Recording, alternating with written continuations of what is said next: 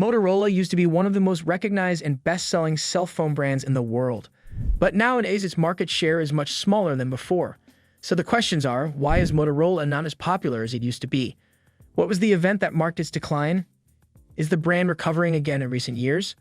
This American company changed the world forever with its inventions, and if that wasn't enough, thanks to Motorola, we were able to see and hear the first astronauts landing on the moon. But most probably, you know the brand because it created cell phones with incredible design, and because it had become a brand that gave social status to its owners.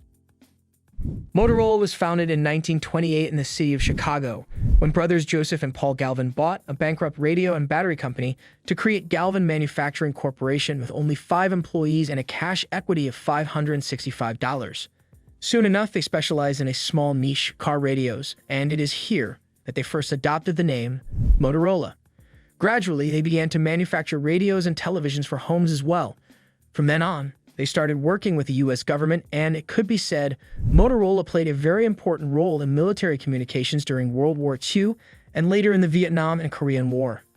Many of the military communications that occurred in these conflicts were supported by Motorola. Initially, the company focused on radio systems for governments and businesses and on home radios and televisions for consumers. In fact, the first words from the moon in 1969 were transmitted from Motorola equipment.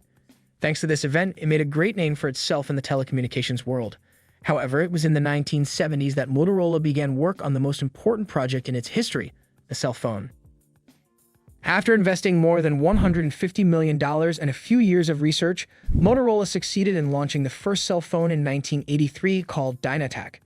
In fact, the inventor, a Motorola employee, is credited with the invention of the first cell phone. This employee's name was Martin Cooper. Now, as you can imagine, today's smartphones are nothing like the original phone. Its battery lasted barely 30 minutes. In addition, it weighed almost a kilo and cost about $4,000, the equivalent of $10,000 today. Despite all its flaws, we could say that it was one of the most revolutionary inventions in history, and very quickly, this phone became a status symbol. This was due to the fact that few people could afford it. But Motorola announced its new product on television and everyone wanted to get one. There was hardly any stock. So you've had to join a long waiting list to be able to buy it. This was the beginning of a new era. Over time, Motorola managed to make phones with longer battery life, lighter, and above all, smaller. For example, the MicroTac or the StarTac, and of course, thanks to Motorola being the pioneer, it became the market leader in the 1990s, until a new competitor came along called Nokia to snatch the top spot. These two companies, Nokia and Motorola, were leading one of the fastest growing markets at the time, and it was at this time that Motorola launched one of its biggest hits, the Motorola Razr V3. It was very famous because they advertised very aggressively with the most influential celebrities of the time, and it sold very well. They sold more than 130 million units of this model, and it became the best-selling phone in North America. However, Motorola's golden age came to an end at one point. The cause of the decline was the launch of Apple's smartphone. Apple announced the first iPhone in 2007, and the cell phone market changed dramatically.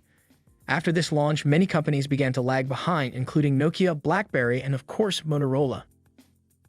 Motorola had a loss of $4,300 million between 2007 and 2009 because it was late in launching a phone to compete with the new smartphones of other brands. When it launched its first smartphone in 2009, a Motorola Droid, new competitors had already appeared, such as Samsung and of course Apple, which already dominated the market. Motorola's smartphone was an absolute failure, and the company was immersed in such a crisis that it was forced to split its business into two independent companies, Motorola Mobility and Motorola Solutions. This decision was very important because Motorola had been driving a problem for decades. There was a strong rivalry within the company between its cell phone division and its business telecommunications business for companies. Therefore, they decided that Motorola Mobility would take control of its line of mobile devices and home solutions, while Motorola Solutions would focus on offering telecommunications services for governments and businesses.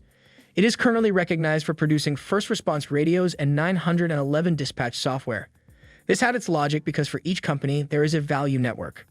In other words, a whole infrastructure that ends up creating more value for an end customer. And when these value networks are so mixed and with such different objectives, a very practical solution is to separate them. In this way, each can create its own value network to serve a different customer segment.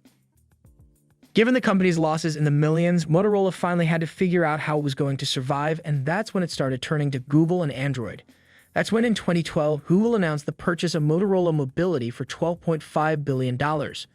At that time, Google was determined to dominate the smartphone market and had bet big on Android, its mobile operating system. At the time, a fierce battle was being played out over patents for these mobile devices. Specifically, Apple was suing its competitors for imitating its devices. And this is where Motorola came in, a company that had one of the most respected patent portfolios in the industry. It had more than 17,000 registered patents. To get an idea, Motorola owns some essential technologies for cell phones, such as location services, touchscreens, antenna designs, or 3G networks. So it could be said that Motorola was a great round opportunity for Google because its patents became a legal weapon to defend Android from its competitors. However, this alliance did not turn out well at all. Motorola was not able to gain ground on its competitors, even under Google's command. In fact, in just 4 years, Motorola lost so much market share that it became virtually insignificant. The company was losing money, so Google decided to sell Motorola Mobility to Lenovo. For $2,900 million, that means $9,600 million less than it paid for it. And although this seemed like an absolute failure, the reality is that Google had an asset of its hands. Before selling its company to Lenovo, Google kept practically all of Motorola's patents, valued at more than $5,500 million. Lenovo, on the other hand, kept the Motorola brand and nearly 2,000 patents. So it was a strategic purchase by Lenovo because it aimed to penetrate the US and European markets, where the Motorola brand was more than well known and still had a great reputation thanks to its history. Precisely, thanks to the Motorola brand, Lenovo has achieved a good market share in countries such as Brazil and India. Even in the United States, Motorola immediately positioned itself as the spiritual successor of LG after its exit from the smartphone market in 2021, and this strategy continued to pay off in early 2022. The Lenovo-owned company reached a 12% market share, a new all-time high thanks to its bet on affordable 5G smartphones. The question is whether Motorola will continue to grow to become, once again, one of the leaders in the smartphone market, or if this growth will only help it to hold on and avoid disappearing. Thanks for watching. See you in the next video.